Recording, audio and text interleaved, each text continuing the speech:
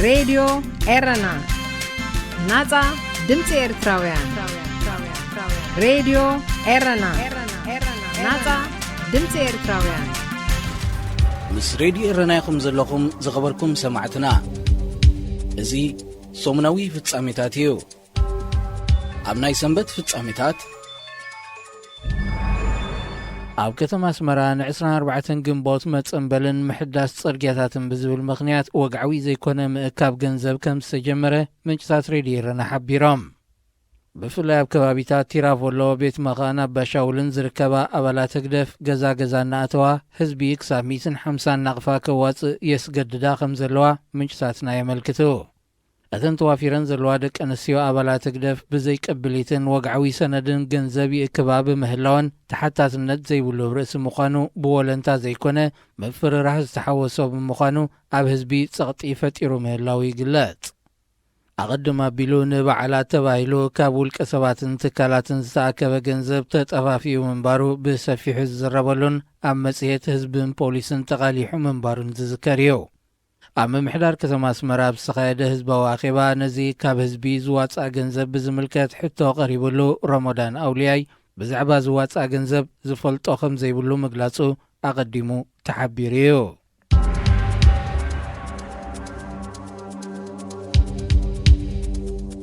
ኣብ ኢትዮጵያ መንጎ ብሄራት ዝተወልዐ ግጭት ኣብ ዝቕጽለሉ ዘሎ እዋን ብርክት ዝበሉ ሰባት ከም ዝቐትሉ ካብቲ ሃገር ዝተፈነወ ዜና ኣመልኪቱ። ብፍላይ ኣብ ዝሓድሽ ተወሊዑ ዘሎ ግጭት ኣብ ዞባታት ኣምሓራ ዓፈርን ቤንሻንጉልን ዝተኻየደ ሓድሕድ ምጥቕቓዕ ቁፅሮም ብልክዕ ዘይተነፀረ ሰባት ህይወቶም ስኢኖም ከም ዘለዉ እዩ ዝግለጽ። እቲ ቅድሚ ሰሙን ዝጀመረ ግጭት ናብ ዝኸፍአ መልክዑ ንኽሰጋገር ካብ ዝደረኹ ጉዳያት ሓደ ብረት ዝዓጠቑ ሚሊሻታትን ጉጅለታትን ኣብ ልዕሊ ሰላማዊ ህዝቢ መጥቃዕቲ የውርዱ ምህላዎም ምዃኑ ሰበስልጣን ሃገር ከም ዝገለጹ ዘሪፖርተር ኣመልኪቱ። ሓላፊ ፖሊስ ምምሕዳር ቤንሻንጉል ብወገኑ ብዝሃበ ቃል ፖሊስ ነቲ ግጭት ንምህዳእ ኣብ ዝተዋፈሩሉ ውልቀ ሰባት ብረቶም ክሕድግዎም ስለ ዝጀመሩ ጎነፃዊ ምላሽ ክህቦ ከም ዝተገደዱ መልኪቱ። እዚ ከምዚ ኢሉ እንከሎ ካብ ደብረ ብርሃን ናብ ትግራይ ዘምርሕ ዝነበረ ጉጅለ ስፖርታውያን ብረት ካብ ዝዓጠቑ ተወላዱ ዓፋር ብዝወረዶ መጥቃዕቲ ሓደ ስፖርታዊ ህይወቱ ከም ዝሓለፈት ተገሊጹ። እቲ ከባቢ ብብዝሒ ዒሳ ናይ ሶማል ዝነብሮ ዞባ ዓፋር ክኸውን እንከሎ ኣብ መንጎዞም ክልተ ብሄራት ካብ 2014 ኣትሒዙ ናይ ይግባእንዩ ግርጭት ከም ዝጽንሐ ምንጭታት ዜና የመልክቱ።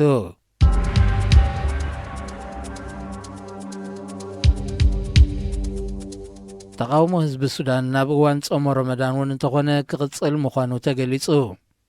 ኣብዚ ዝሓለፈ 4 ዋርሕ ነቲ ተቃውሞ ዝመርሕ ዘሎ ማሕበር ሞያውያን ብዓርቢ 3 ግንቦት ኣብ ዘውፅኦ መግለጺ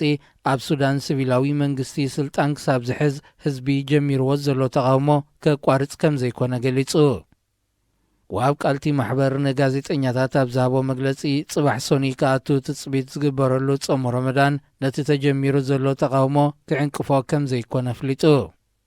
ሕብረት ኣፍሪቃ ኣብ ዝሓለፉ መዓልታት ንጉዳይ ሱዳን ብዝምልከት ኣብ ዘካየደ ኣኼባ ጊዜያዊ ስልጣን ሒዙ ዘሎ ወተሃደራዊ ቆንስል ናብ ሲቪላዊ ምምሕዳር ክሰጋገር ናይ 2 ዋርሕ ጊዜ እዩ ሂብዎ ዘሎ። ወተሃደራዊ ቆንስል ሱዳን ናብቲ ዝምስረት ሓድሽ ናይ መሰጋገር መንግስቲ ዝዓበየ ቦታ ክወሃቦ ክጠልብ እንከሎ ሓይሊ ንናጽነትን ለውጥን ከዓ በንጸሩ ስልጣን ናብ ሲቪላዊ ምምሕዳር ክርከብ ዝጠልብ ዘሎ። እዚ ኣብ እዋን ጾም ረመዳን ክካየድ ተመዲቡ ዘሎ ተቃውሞ ህዝቢ ሱዳን ኣብ ዓበይቲ ጎደናታትን መንግስታውያን ቤት ጽሕፈታትን ኮፍ ኢልካ መንገድታት ብምዕጻው ክቕጽል ምዃኑ እዩ ዝግለጽ። ምስ ሬድዮ ኢረና ኢኹም ዘለኹም ዝኸበርኩም ሰማዕትና እዚ ሰሙናዊ ፍጻሜታት እዩ። ኣብ ናይ ሶኒ ፍጻሜታት ኣስመራ ኣብ በዓላትን ውራያትን ናይ ዝሕረዱ ከብትን ጤለበጊዕን ቆርበት ፈቐዱ ይጓሓፍ ኣሎ። ቆርበት ፈቐዱ ዝጓሓፍ ዘሎ ብሰንክቲ ቆርበት ዘልፍዓ ዝምስራሓ ይኹና ናብ ወፃእ ሃገራት ንሰደት ዝልእካ ትካላት ዘይምህላውን ይክብሉ ነዚ ሓበሬታት ዝለኣኹ ምንጭታት ሬድዮ ኢረና የረድኡ። ቅድሚ ሕጂ ቀይሕ ባሕሪ ዝተባህለ ትካል ይእክቦ ምንባሩ ዝሓበሩቶም ምንጭታት ኣብዚ እዋን እዚ ግና ናይ ወፃእ ሸርፊ የብልናን ብዝብል ምእካብ ቆርበት ከም ዘቋረጾ ኣፍሊጦም። ቆርበት ሓደ ካብቲ ናይ ወፃእ ሸርፊ ንምርካብ ዝሕግዙ ክነሱ ነዚ ብዕቱብ ዝከታተል ኣካል መንግስቲ ይኹን ብሕታዊ ትካል ብዘይምህላው ኣብዚ ዝሓለፈ 5 ዓመታት ቆርበት ፈቐዱ ይጓሓፍ ከም ዘለውን ኣገንዚቦም።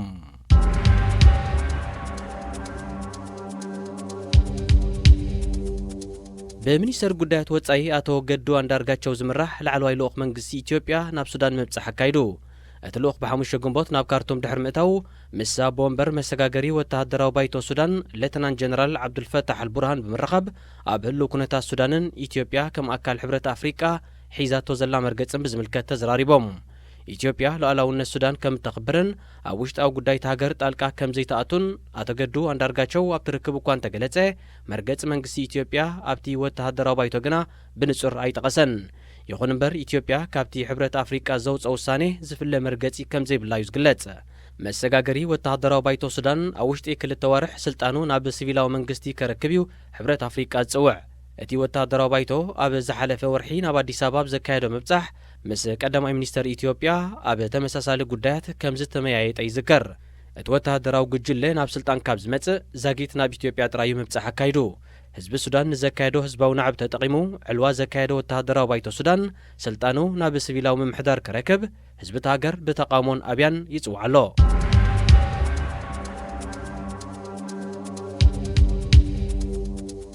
ግብጺ ምስ ጀርመን ድሕር ዝኸተመቶ ወታደራዊ ስምዕ ሰለስተ ናይ ትሕተ ባሕሪ መራኽብ ከም ዝወነነት ተገሊጹ እዚ ዝግለጽ ዘሎ ኣብ ጀርመን ተሰሪሓ ናይ ምፍናው መምረቕታ ዝተገብረላ ሳልሰይቲ ናይ ትሕተ ባሕሪ መርከብ ናብ ግብጺ ኣብ ዝተበገሰትሉ ኣጋጣሚ እዩ ኣርባዕተ ናይ ትሕተ ባሕሪ መራኽብ ከፍሬላ ምስ ግብጺ ስምዕ ዝኸተመ ታሰንክሩብ ማሪን ሲስተም ዝተባሃለ ናይ ጀርመን ኩባንያ እተን 1400 እዝባር 209 ዝዓይነተን መራኽብ ዘመናውያንን ኣብ ዝኾነ ክልማይ ናይ ምንቅስቓስ ዓቕሚ ዝውንናንን ክብል እዩ ዝገልጽ ወታደራዊ ዓቕማ ንምዕባይ ትሰርሕ ዘላ ግብጺ ኣቐዲማ ሄሊኮፕተራት ስከማ 4 መራኽብ ኩናትን 10 ነፈርቲ ውግእን ካብ ፈረንሳ ከም ዝዓደገት ይፍለጥ ግብጺ ኣብ ሓይሊ ባሕርን ሓይሊ ኣየርን ዘድሃበ መናጽ ግዙፍ ወታደራዊ ሓይሊ ተካይ ዘላ ኣብ ዞባ ቀይሕ ባሕርን ሃገራት ወሽመጥ ዓረብን ንዘሎ ጂኦፖለቲካውን ወታደራውን ምሽማው ንምዕብላል ዝዓለመ ምዃኑ ወታደራውያን ተንተንቲ የረድኡ ምስ ሬድዮ ኤረና ከም ዘለኹም ዝኸበርኩም ሰማዕትና እዚ ሰሙናዊ ፍጻሜታት እዩ ኣብ ናይ ሰሉስ ፍጻሜታት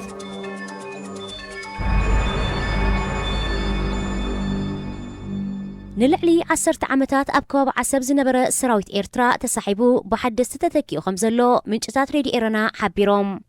እዚ ካብ ከባቢ ዓሰብ ምስ ከበድቲ ኣጽዋሩ ተሳሒቡ ዘሎ ሰራዊት ናብ ከባቢ ቀራ ከም ዘምርሓዩ ተገሊጹ ኣብ ከባቢ ባድመ ዝነበረ ሰራዊት እውን በተመሳሳሊ መንገዲ ከም ዝተሳሕበ ኣቐዲሙ ተጠቒሱ እዩ ፕሬዚደንት ኢሳያስ ነቲ ኣብ ዶባት ኢትዮጵያ ተዋፊሩ ዝነበረ ሰራዊት ዝስሕበሉ ዘሎ ምኽንያት ንጹር ኣይኮነን እንተኾነ ኣብ እዋን ጉንበት 24 ኣብ መላ ኤርትራ ንዝካየድ ግፋን ሓለዋን ይዋፈር ከም ዘሎ ይንገር ኢትዮጵያ ምስ ኤርትራ ኣብ ዘዳውብ ከባቢታት ብፍላይ ኣብቲ ግዝኣት ኤርትራ ዝኾነ ባድመ ዝርከብ ሰራዊታ ዛጊት ከም ዘይሰሓበት ይፍለጥ እታ ሃገር ሰራዊታ ካብ ባድመ ከይትስሕብ ሕጂውን ወያነ ዕንቅፋት ኮይኑ ከም ዘሎ እዩ ብወገን ካድራት ኤርትራ ዝግለጽ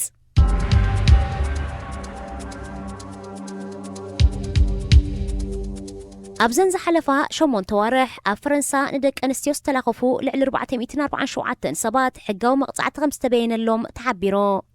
ኣብ ፈረንሳ ካብ 2018 ናትሒዙ ኣብ ግብሪ ብዝወዓለ ሓድሽ ሕጊ ንደቂ ኣንስትዮ ኣብ ጎደናታትን ህዝባዊ መጓዓዝያን ብዘይድሌተን ንዝተላኸፈን ዝዘንጠለን ሰብ ብገንዘብን ማእሰርትን ክቕጻዕ ይኽእል እታ ሃገር ነዚ ንኽብሪ ደቂ ኣንስትዮ ዝከላኸል ፍሉይ ሕጊ ዘሕለፈት ደቂ ኣንስትዮ ብናጽነትን ሓርነትን ኣብ ዝደለይኦ ቦታን ግዜን ክንቀሳቐሳ ካብ ሕብረተሰብ ብሓፈሻ ብፍላይ ድማ ካብ ደቂ ኣንስትዮ ክወርደን ንዝጸንሐ ጸቕጥታት ንምውጋድ ካብ ዝብል እምነት እያ ብፍላይ ኣብ መዘናግዒ ቦታታት ህዝባዊ መጓዓዝያን ምንቅስቓስ ህዝቢ ኣብ ዝውሕዶ ጎደናታትን ንደቂ ኣንስትዮ ምልኻፍ ካብኡ ሓሊፉን ብዘይድሌትን ኣካላትን ምትንኻፍ እናገነነ ብምምጽያ እታ ሃገር ነዚ ጽኑዕ ሕጊ ኣውፅያ ብመሰረት እዚ ሓድሽ ሕጊ ፈረንሳ ዝኾነ ወዲ ተባዕታይ ንሓንቲ ጓል ክላኸፋን ተጀሚሩ እሞ ደው ከብል ነጊራቱ ክብቅዕ እንተቐጺሉ ብኡ ንብኡ ብፍሉይ ናብ ዝተዳለወ ቁጽሪ ቴሌፎን ብምድዋል ብፖሊስ ከም ዝተሓዝ ክትገብሮ ትኽእል እያ ብፍላይ ነቲ ናይ ምልኻፍ መስርሕ ብሞባይል እንተቐሪጻቶ ወይ መሰኻክር እንተነይሮም ዝተላኸፈ ሰብ ካብ 9 ክሳብ 950 ዩሮ ክቕጻዕ ይኽእል ካብኡ ሓሊፉ ኣካላዊ ምትንኻፍ ከም ዝገበረን ብዘረባ ሞራላዊ ማሰይቲ ከም ዘብጽሓላን እንተሓቢራ እቲ ጉዳይ ናብ ቤት ፍርዲ ተሰጋጊሩ ክሳብ 6 ኣዋርሕን ልዕሊኡን ከእስር ይኽእል ፈረንሳ ሓንቲ ካብተን መሰል ደቂ ኣንስትዮ ብዝለዓለ ክብሪ ዝሕለወለን ሃገራት ዓለም እኳ እንተኾነት ዘቤታዊ ጎነፅ ዓመፅን ክብርታት ደቂ ኣንስትዮ ዝዝንጥሉ ፀርፍን ዘለፋን እናገነነ ይመፅእ ከም ዘሎየን ተጣበቕቲ መሰል ደቂ ኣንስትዮ ዝወቕሳ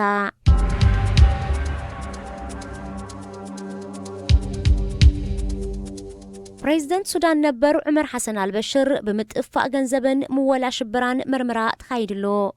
እቲ ፕሬዚደንት ነበር ካብ ስልጣኑ ተኣልዩ ናብ ቤት ማእሰርቲ ካብ ዝኣቱ ንመጀመርያ እዋኑ ብ5 ጉንበት ምርመራ ዝተኻየደሉ ህዝባዊ ኣኽባር ሕጊ ሱዳን ብዘሕለፎ ትእዛዝ እዩ እቲ ኣኽባር ሕጊ ብዘይካዚ ካልኦት ላዕለዎት ሰበስልጣን ነበሩን ምርመራ ክካየደሎም ኣብቲ ዘሕለፎ ትእዛዝ ፀዊዑ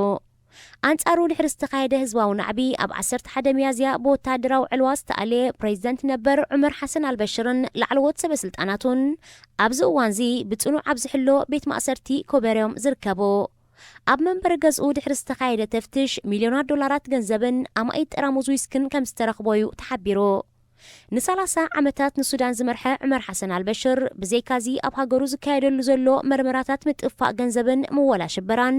ብጉዳይ ምጽናት ዓሌትን ገበናት አንጻር ሰብኣውነትን ብኣህጉራዊ ቤት ፍርዱን ተኸሲሱ ከም ዘሎ ይፍለጥ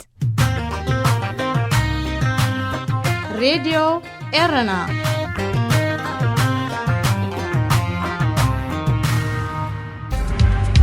ምስ ሬድዮ ኤረና ይኹም ዘለኹም ዝኸበርኩም ሰማዕትና እዚ ሰሙናዊ ፍጻሜታት እዩ ኣብ ናይ ረቡዕ ፍጻሜታት ሕብረት ኤውሮጳ ኤርትራ ተሳተፎ ዋዕላ ሃገራት ምብራቕ ኣፍሪቃ ከካይድ መዲቡ ከም ዘሎ ተገሊጹ እቲ ኣብ ንግዲ ጸዓትን መጓዓዝያን ዘተኮረ ዋዕላ ንሃገራት ምብራቕ ኣፍሪቃ ናብ ቁጠባዊ ምውሃድ ዘሰጋግር መደባት ከጣጥሕ ከም ዝኽእል እዩ ተሓቢሩ እቲ ዋዕላ ብምትሕብባር ሕብረት ኤውሮጳ ባንኪ ዓለምን መንግስቲ ኢትዮጵያን ኣብ ዝመጽእ ወርሒ ሓምለዩ ኣብ ኣዲስ ኣበባ ክካየድ ተመዲቡ ዘሎ ኣብዚ ዋዕላ ኤርትራ፣ ኢትዮጵያ፣ ጅቡቲ፣ ሱዳን፣ ሶማልያን ኬንያን ክሳተፋ ትጽቢት ይግበር ሕብረት ኤውሮጳ ነዚ ዋዕላ ንምውዳብ ካብ ዝደረኹ ኣውራ ምኽንያታት ኣብ መንጎ ኤርትራ፣ ኢትዮጵያን ሶማልን ዝተጀመረ ርክብ ምዃኑ ዲፕሎማሰኛታት ይጠቕሱ እቲ ሕብረት ኣቐዲሙ ካብ ወደብ ዓሰብ ናብ ኢትዮጵያ ዘእቱ ጽርግያ ንምጽጋን ናይ 20 ሚልዮን ዩሮ ሓገዝ ምስልዑ ይዝከር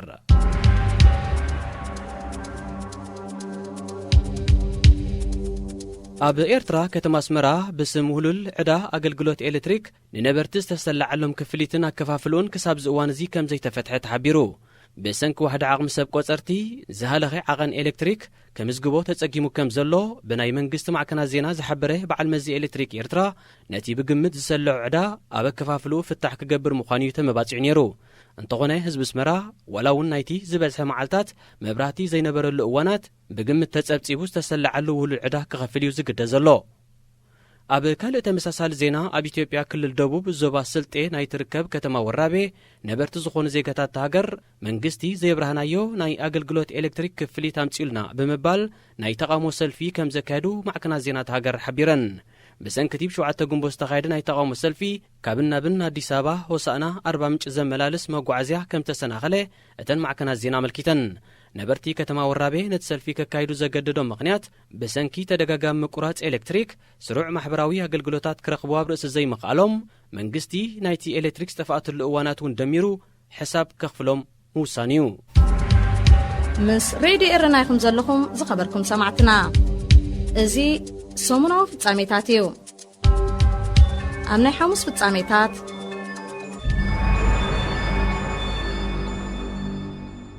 ላዕለዋይ ቤት ፍርዲ እስራኤል መብዛሕትኦም ኤርትራውያን ካብ ዝኾኑ ሓተት ዕቑባን ስደተኛታትን ብግዴታ ዝቑረጽ ዘሎ 20 ሚእታዊት ካብ ኣታዊታቶም ቅኑዕ ኣይኮነን ክብል ነቒፉ ማዕከን ዜና ሓረጽ ብዘቕረቦ ሓበሬታ መሰረት እቲ ቤት ፍርዲ መንግስቲ እስራኤል ኣብ ልዕሊ ሓተት ዕቑባን ስደተኛታትን ኣታዊታቶም ንዝኽተሎ ዘሎ ፖሊሲ ጥራይ ዘይኮነ ነቲ ምስ ሕቡራት ሃገራት ዝኸተሞ ስምምዕ ምቁራጽ እውን ተቃዊሞም መንግስቲ እስራኤል ነፍሲ ወከፍ ሓታት ዕቑባ ወይ ስደተኛ ካብ እስራኤል ክሳብ ዝወፅእ 20 ሚእታዊት ካብ ዝረኽቦ ኣታዊታት ብግዴታ ተቖሪጹ ክትሓዝ ከም ዝወሰነ ዝፍለጥ እዩ ቤት ፍርዲ እስራኤል ብወገኑ እቲ መንግስቲ እስራኤል ዘተኣታተዎ ፖሊሲ ስደተኛታት ክወፁ ዘተባብዕ ዘይኮነ ሕሱም መነባብሮ ከም ዝሕልፉ ዝገብር እዩ ክብል ኮኒንዎ ጸብጻብ ክፍሊ ኢሚግሬሽን ከም ዘመልክቶ ኣብዛ ዝሓለፈት ዓመት ካብ እስራኤል ናይ ዝወፁ ስደተኛታትን ሓተት ዕቑባን ብዝሒ ምስ ናይ 2017 ክነጻጸር እንከሎ ብ20 ሚእታዊት ነኪሎ ኣብ ርእሲ እዚ እቲ ናይ መንግስቲ እስራኤል ፖሊሲ ንስደተኛታትን ሓተት ዕቑባን ግዳያት ኣስራሕቶምን ካልኦት በለጸኛታትን ይገብሮም ከም ዘሎ ይጠቒሱ ሓያሎ ካብ ስራሕቲ ነቲ ብመንግስቲ ዝተኣወጀ ፖሊስ እናተጠቕሙ ነቲ ካብ ሓተት ዕቑባን ስደተኛታትን ዝእከብ 20% ካብ ኣታዊታቶም ናብ ናይ ውልቆም ሕሳባት የሰጋግርዎ ከም ዘለዉ እውን ማዕከን ዜና ሃረፅ ኣብነታት ብምጥቃስ ኣቕሪቡ ኣሳት 8,000 ኤርትራውያን በብእዋኑ ካብ እስራኤል ከም ዝወፁ እዩ ዝግለጽ እንተኾነ ኣብዚ እዋን እውን ልዕሊ 30,000 ኤርትራውያን ሓተት ዕቑባን ስደተኛታትን ኣብታ ሃገር ኣለዉ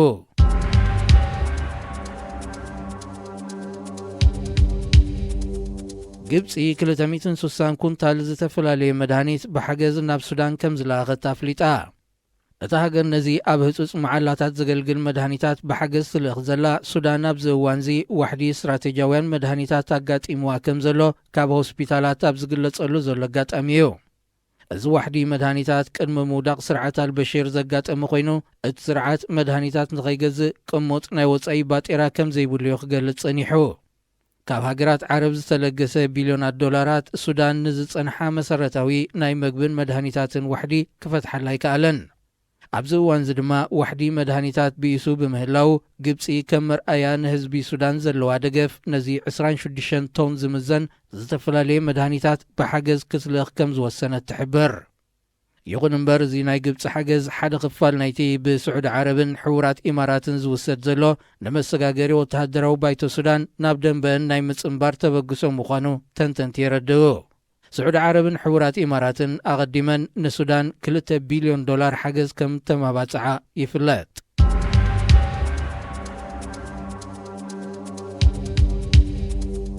ፕሬዚደንታት ሶማልን ርእሰ ምምሕዳር ፑንትላንድን ኣብ ሃገራዊ ሓድነት ዘተኮረ ርክብ ከም ዘካየዱ ተሓቢሩ ፕሬዚደንት ፌደራላዊ መንግስቲ ሶማል መሐመድ ዓብዱላሂ ፋርማጆ ብ5 ጉንቦት ናብ ርእሰ ምምሕዳር ፑንትላንድ ከተማ ጋሮወብ ዝኣተወሉ ፕሬዚደንት ናይታ ርእሰ ምምሕዳር ሰይድ ዓብዱላሂ ደኒንን ካልኦት ላዕለዎት ሰበስልጣናትን ድሙቕ ኣቀባብላ ገይሮምሉ ፑንትላንድ ትርከበን 5 ዞባታት ሶማል ምስ ፌደራላዊ መንግስቲ ዝነበረን ምርሕሓቕ ብምውጋድ ናብ ናይ ሓድነት ዘተ ክምለሳ ካብ ዝወሰናሉ ዝሓለፈ ዓመታት ሒዙ ፕሬዚደንት ፋርማጆ ናብ ከተማ ጋሮወ ክበጽሕ እዚ ንካልኣይ እዋን እዩ ኣብዚ ናይ ሰሙን እዚ ዑደት ምስ መራሕቲ ናይ 5 ዞባታት ናይ ምምኽኻርን ዘተን ርክባት ከም ዝተኻየደ መርበብ ሓበሬታ ጋሮወ ኣፍሊጡ ኣብዚ ናይ ሃገራዊ ሓድነት ዘተን ምምኽኻርን ዝተሳተፋ 5 ዞባታት ሶማል ፑንትላንድ ጁባላንድ ጋልሙዱግ ሂርሸርበለን ደቡባዊ ምዕራብን እየን ንፌደራላዊ መንግስቲ ሶማል ኣብ ውሽጣዊ ጉዳያት ዞባታት ብምእታው ጸጥታ ከውሕስ ብዘይምኽኣሉን ፖለቲካዊ ስምምዓት ብዘይምትግባሩን ክወቕሱ ዝጸንሑ መራሕቲ ናይተን ዞባታት ኣብቲ ብፕሬዚደንት ፋርማጆ ተመሪሖም ዘካየድዎ ዘተን ምምኽኻርን ንሓድነት ሃገራዊ ረብሓን ጸጥታዊ ርጋትን ብሓባር ክሰርሑ ተራዳድዮም ኣካል ሶማል ዝነበረት ርእሰ ምምሕዳር ሶማሊላንድ ኣብዚ ናብ ሓድነት ሶማል ዘተኮረ ናይ ዘተን ምምኽኻርን ርክብ ኣይተሳተፈትን ሶማሊላንድ ካብ ሶማል ተፈልያ ናጻ ሃገር ንምዃን እኳ እንተወሰነት ኣህጉራዊ ተቐባልነት ግን ኣይረኸበትን እዛ ርእሰ ምምሕዳር ናብ ሶማል እትምለሰሉ ፖለቲካዊ ዘተ ክካየድ ኣህጉራዊ ማሕበረሰብ ይደፍኣሉ ከም ዘሎ ይፍለጥ ምስ ሬድዮ ኤረና ኢኹም ዘለኹም ዝኸበርኩም ሰማዕትና እዚ ሰሙናዊ ፍጻሜታት እዩ ኣብ ናይ ዓቢ ፍጻሜታት መንግስቲ ኤርትራ ጽገናዊ ለውጥታት ንምትግባር ቁርብ ከም ዘይኮነ ንጸብጻብ ባይቶ ጀርመን ኣብ ጉዳይ ሰብኣዊ መሰላት ኤርትራ ብምጥቃስ ብ8 ጉንበት ዝወፀ መግለፂ ጉዳያት ወፃኢ ጀርመን ኣፍሊጡ ኤርትራን ኢትዮጵያን ጀመረኦ ርክብ ኣብ ጸጥታን ምርጋእን ዞባ ቀርኒ ኣፍሪቃ ዓብ ኣበርክቶ ከም ዝህልዎ ዝጠቐሰት መግለፂ ብወገን መንግስቲ ኤርትራ ግና ዝኾነ ናይ ለውጢ ኣንፈታት ከም ዘይተረኣየ ኣመልኪቱ እቲ መግለፂ ብተወሳኺ ኣብ ኤርትራ መሰል ደቂ ሰባት ይግሃስ መሰረታዊ መሰላት እምነትን ሓሳብካ ብነጻ ምግላጽን ኣይክበርን ዜጋታት ኣብ ዝመረጽዎ ሞያ ክነጥፉ ኣይፍቀድን ክብል ደምዲሞ መንግስቲ ኤርትራ ንዝፈጸሞ መሰረታዊ ምክሃስ ሰብኣዊ መሰላት ካብ ኢትዮጵያ ኣሎ ንዝብሎ ስግኣትን ሃገራዊ ድሕነትን ጸጥታን ብምትሕሓዝ ይገልጾ እኳ እንተነበረ ድሕርቲ ዝሓለፈ ዓመት ምስ ኢትዮጵያ ርክብ ምጅማሩ እውን ኣብ ምኽባር መሰል ዜጋታት ምምሕያሽ ከም ዘይረኣየ ማሕበረሰብ ዓለም ብዓውታ ዝገልጾ ዘሎ እዩ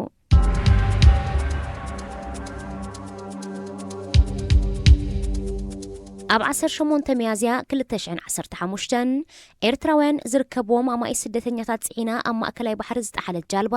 ኣብዚ ሰሙን እዚ ኣብ ኢጣልያ ከተማ ቬኑስ ንምርኢት ክትቀርብ እያ ነታ ጃልባ ናብ ምርኢት ከቕርባ ካብ ሰበስልጣን ኢጣልያ ፍቓድ ዝረኸበ ስዊዘርላንዳዊ ስነ ጥበበኛ ክሪስቶፍ ቡሸልዮ እታ ኣብ ቬኒስ ኣብ ዝካየድ ሓደ ካብ ዓበይቲ ኣጋጣሚታት ንምርኢት እትቐርብ ዘላ ጃልባ ባርሳ ኖስትራ ማለት ጃልባና ዝብል ኣርእስቲ እንተዘይኮይኑ ዝኾነ ካልእ መግለጺ ኣይክግበረላን እዩ። እቲ ኣስታት 900 ዝኾኑ ዜጋታት ኤርትራ፣ ኢትዮጵያ፣ ሱዳን፣ ሶማል፣ ጊኒቢሳው፣ ናይጀርያ፣ ባንግላዴሽን ካልኦትን ጽዒና ዝተሓለት ጃልባ ካብ 370 ሜትሮ ጥልቀት ባሕሪ ንምውጻእ $12 ሚልዮን ከም ዘድለዮ መንግስቲ ኢጣልያ የመልክት። እቲ መንግስቲ ነታ ዝተሓለት ጃልባ ብክንዲዚ ዝኣክል ወጻኢታት ካብ ዝተሓለት ተኸውጻእ ዝደለየሉ ምክንያት ድማ ዜግነት ናይቶም ዝጠሓሉ ንምልላይን ግቡእ ቀብሪ ንኽረኽቡን እዩ ይብል። ካብቲ ሓደ ካብ ከበድቲ ሓደጋታት ማእከላይ ባሕሪ ምዃኑ ዝተገልጸ ምጥሓል 28 ሰባት ጥራይ ብህይወት ከም ዝደሓኑ እዩ ዝግለጽ።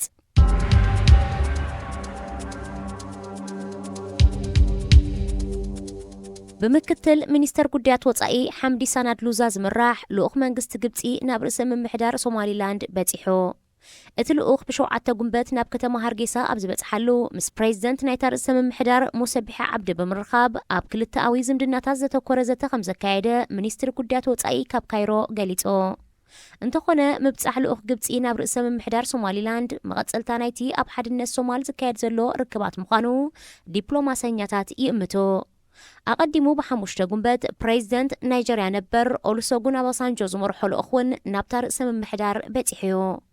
ሚኒስተር ጉዳያት ወጻኢ ኣቶ ዑስማን ሳልሕን ኣማኻሪ ፕሬዚደንት ኣቶ የማነ ገብረኣብን ኣብ ዝሓለፈ ወርሒ ናብዛ ርእሰ ምምሕዳር ከም ዝበጽሑ እውን ይዝከር። ርእሰ ምምሕዳር ሶማሊላንድ ኣብ 1991 ካብ ሶማል ተፈንጪላ ናይ ገዛእ ርእሳ ምምሕዳር መስሪታ ትርከብ። እንተኾነ ኣህጉራዊ ተቐባልነት ስለ ዘይረኸበት ከም ልኡላዊት ኣካል ሶማልያ ትፍለጥ። ይኹን እምበር መንግስቲ ኢትዮጵያን ሕቡራት ኢማራትን ንወደብ በርበራ ናይዛ ርእሰ ምምሕዳር ብሽርክና ንምውናኑ ምስ መንግስቲ ናይታ ርእሰ ምምሕዳር ስምምዕ ከቲመን ኣለዋ። እዚ በዘን ክልተ ሃገራት ዝተኸተመ ስምምዕ ንልኡላውነት ሶማል ዝጥሕስ ይኽብል ፌደራላዊ መንግስቲ ሶማል ይወቅስ። ሬድዮ ኤረና ናጻ ድምፂ ኤርትራውያን ሬድዮ ኤረና ናጻ ድምፂ ኤርትራውያን